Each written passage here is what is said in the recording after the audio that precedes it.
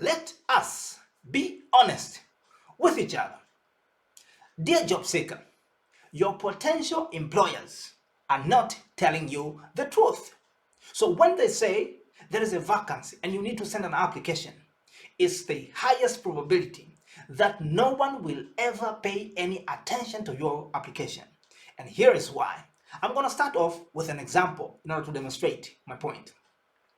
If you are living in Finland and say most of the European countries, you would notice that most of the residential buildings have the so-called water hose, which is mostly used only in the time of a fire outbreak. So we're talking about the fire emergency. And maybe for those living in Tanzania or most of the African countries, you would notice these fire hoses maybe in the public offices, maybe marketplace or the shopping center. And what happens is that no one ever uses these water hoses to maybe wash their hands or wash their clothes or wash their plates. You would use the place specifically designed for that. Even if there is a scarcity or there is a problem and water is not coming out of the system, you would not go out and deploy the emergency water hose. So what you would do, you would call a plumber and he will come and fix the system and the water will come back. In the same manner, when you send an application to any company, normally it acts like an emergency, so you can only be contacted when there is an emergency. There is a scarcity which needs to be filled urgently and your application happens to be on the top ones. That's how you can be seen and maybe be contacted easily. So why does this happen? I'm going to give you 3 reasons. Number 1, in this age we have a lot of graduates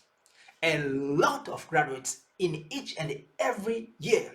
So what happens is that we have more supply than the demand. The demand is always there. Like I told you, in case of water, always the demand is there. People need to wash their hands. Always. People need to wash their plates. People need to wash their clothes.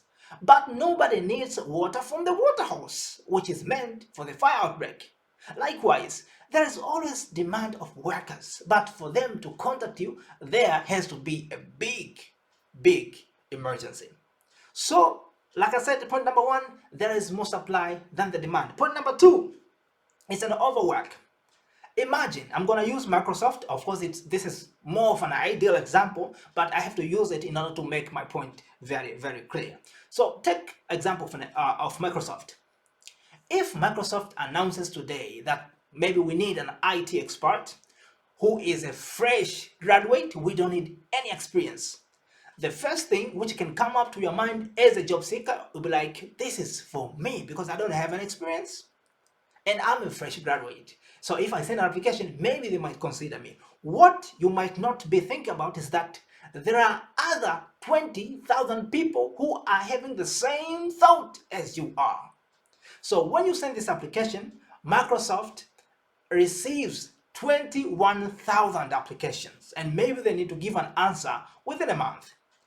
Can you tell me, are they able to go through every application and give the honest feedback to each and every one?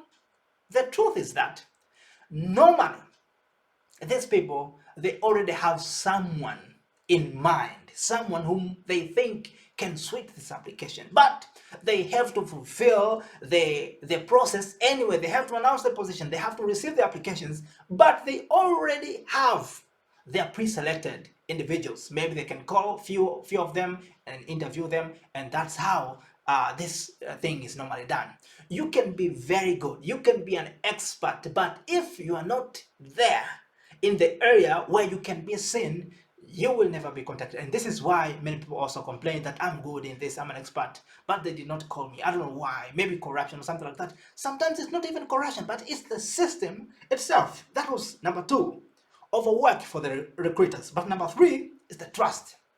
Sometimes you can be very good, you can be an expert, you can be having very good grades, but the question is, the recruiters will ask themselves, is this guy really good as he claims in his CV? Is this guy really good?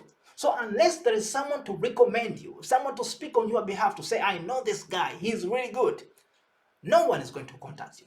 So those three reasons are few of many. Actually, there could be other reasons, but those are the main reasons that I can count. Number one, I said there's a more supply than a demand. Job seekers are many than the positions which are available. But number two, overwork.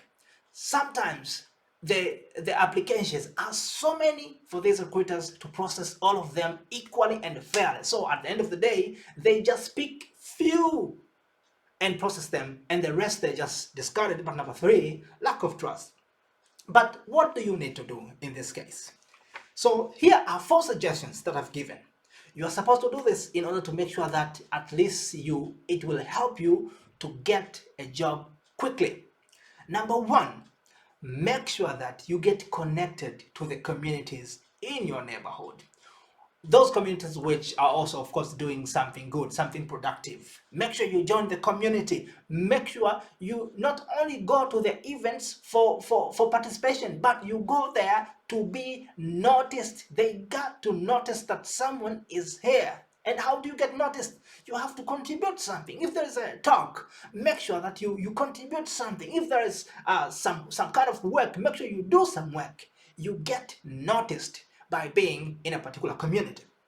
But number two, make efforts to make sure that your talents are being discovered. Make sure that they know you have particular potentials, particular skills. Make sure they know. How do you do this?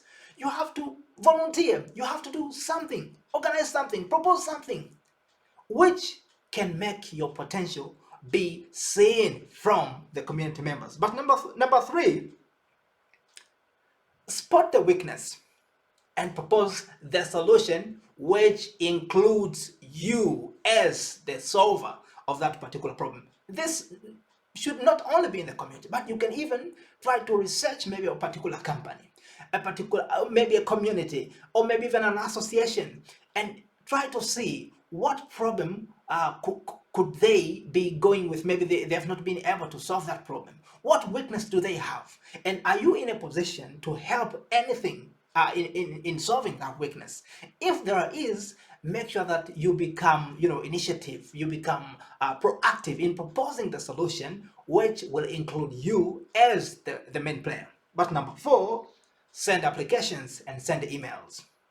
Like I said, your applications are not altogether like useless. They are useful. And at the time of emergency, sometimes maybe a particular employer might need a huge number of people.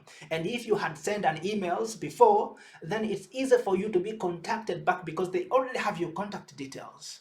But if you had not sent any applications at all, so even if it happens, they need a huge number of people, then you will not even stand a chance. But if you had sent them an email before, if you had sent an application before, then you have a chance at the time of emergency. But the top 3 ones are the ones that I insist that you do. Get connected to your community. Don't just participate. Don't just go there and hear what they say, but make sure they notice someone is in the community. But number 2, I said, make efforts to demonstrate your skills, demonstrate your abilities, demonstrate your talents. But number 3, I said, spot the weakness, propose the solution, which includes you as the solver of the problem. Thank you so much. I believe this message is going to help someone. And if it did help you, please, you can let me know by commenting on the comment section below. Thank you so much, and I wish you all the best. Bye-bye.